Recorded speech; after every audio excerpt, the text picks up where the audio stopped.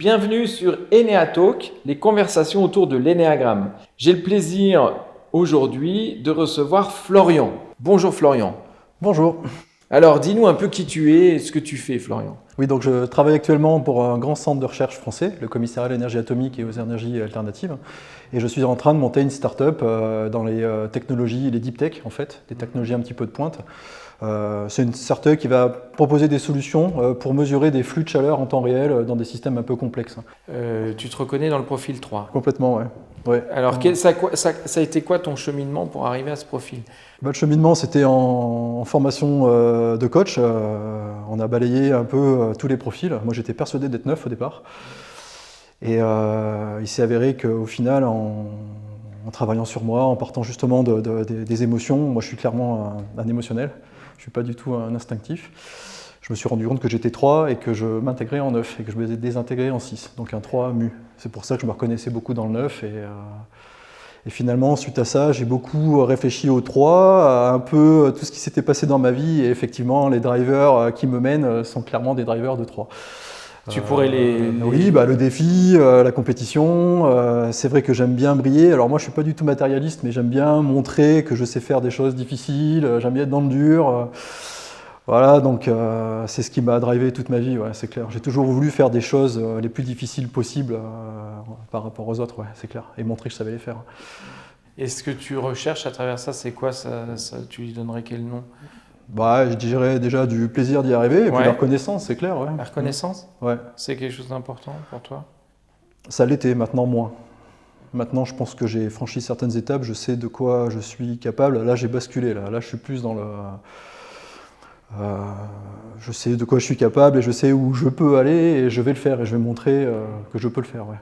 Voilà. Tu as dit je suis 3 mu, donc le 3 mu, c'est donc un émotionnel, mais qui en second, et notamment quand il stresse, va migrer vers le mental. C'est-à-dire que l'émotionnel se paralyse. Paralyse complet, ouais, exactement. C'est ça, et ça part dans la tête. Ça part vraiment dans la tête, ouais. Et alors ça se manifeste comment chez toi ?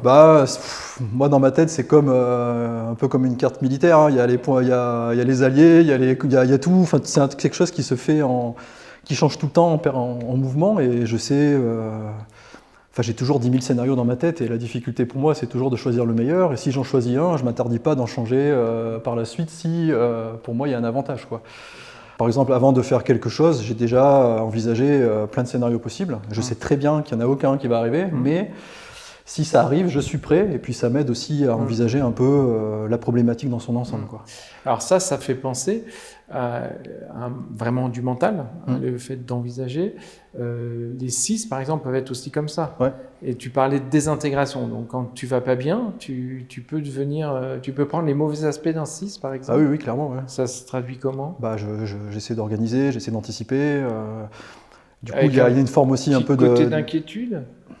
Ouais, peut-être, mais ça me paralyse pas, quoi. Enfin, même si je suis inquiet, je vais y aller quand même, quoi. Tu vas y aller quand même. Ouais. Je sais qu'il y a toujours une manière de s'en sortir. Et du coup, donc, quand ça va pas, c'est plutôt le 6, hein, c'est ce que tu as dit, désintégration en 6. Et quand ça va bien, intégration en 9, ça se traduit comment ? Moi, je suis super bien en équipe. Moi, souvent, je laisse faire. Je suis vraiment dans le consensus. Moi, je me mets même en retrait, en fait. Hein. Je laisse faire. Quand ça roule, je laisse faire.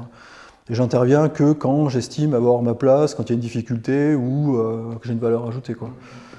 Mais je ne vais pas me mettre devant pour le plaisir, je vais laisser faire, quoi. Et puis si j'ai un truc à faire, j'y vais. En fait, je vais dire un truc bizarre, mais moi je déteste les gens qui se mettent en colère. Typiquement, ça c'est un truc que j'aime pas. Comme un œuf. Dès que ça crie, dès que ça se met en colère, souvent ma première attitude c'est de me renfermer, j'observe, je mentalise, hein, j'essaie de trouver des solutions pour sortir de cette situation-là. Et si je vois que ça dépasse une certaine limite, à ce moment-là, ouais, je peux me mettre en colère, comme un œuf, ouais. C'est vraiment ce qui me drive dans la start-up, hein, c'est la haute technologie et puis c'est cette intelligence collective, cette harmonie. Il n'y a que comme ça qu'on sera efficace et performant pour faire marcher la start-up, pour moi. Et du coup, est-ce qu'il y a donc dans ton expérience professionnelle ou bien même dans la vie, plus largement, quelles sont les qualités qu'on te renvoie ? C'est enthousiasme, dynamisme, ça, c'est des choses compétiteur, ouais. Donc compétiteur, c'est dans le sens positif ? Ouais, moi je lâche rien. Moi s'il faut y aller, j'y vais, quoi. Et je lâcherai rien tant que j'ai pas réussi à le faire, quoi. À l'inverse, est-ce qu'il y a des choses qu'on t'a reproché, récurrent, tu vois Ouais, parce que je te disais, moi je parais un peu trop dispersé, je pense, parce que je gère beaucoup de choses en même temps et peut-être aussi un peu de fiabilité, comme en anglais on dit versatility, tu sais, le fait, en français c'est plutôt négatif, mais c'est vraiment ça. Hein. Moi je vais m'adapter pour être efficace, quoi. Et même si on a dit qu'on ferait ça une semaine avant, s'il y a mieux à faire, on va faire. Mais du coup, c'est un défaut ou c'est pas un défaut? Je pense que si tu as affaire à beaucoup de 5 ou de 6, typiquement, c'est un défaut, oui. Pour eux? Pour eux, oui. Par exemple, toi, ce serait quoi des personnes complémentaires? Ce serait des gens qui t'apporteraient quoi? Alors, c'est marrant, mais moi j'ai souvent besoin, comme je mentalise trop, en stress, j'ai besoin de l'impulsion au départ. Un 3 alpha, ça me donne cette impulsion souvent. Par exemple. Parce qu'eux, ils vont moins réfléchir. 3 alpha, 3 instinctif. Hein, ouais, 3 instinctif. Ils y vont. Puis après, moi, je prends en œuvre. Une fois qu'il y a le petit truc de démarrage, après, boum, moi, après, ça déroule. Après. Eh bien, Florian, je te remercie vraiment pour ce partage authentique, ton témoignage par rapport à l'énagramme. Ok, merci à toi, Fred.